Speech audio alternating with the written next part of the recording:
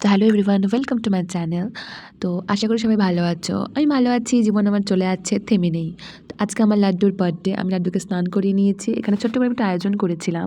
আজকে 1 বছর হয়ে গেল লাড্ডু আমার সাথে আছে আর আমি লাড্ডুর ভরসায় আছি। তো এই হচ্ছে লাড্ডুর ছোট্ট কেক, এটা হচ্ছে একটু মিষ্টি আর আমি কেক কাটার জন্য মিষ্টিকে নিয়ে এসেছিলাম।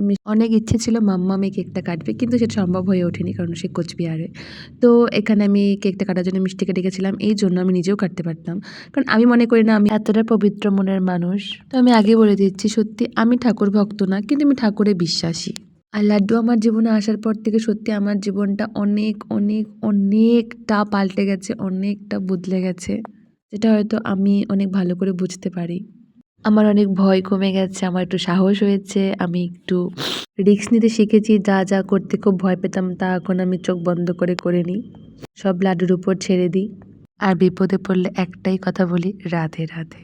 প্লিজ রাধে রাধে কমেন্ট করতে ভুলবে না। Thank you for watching.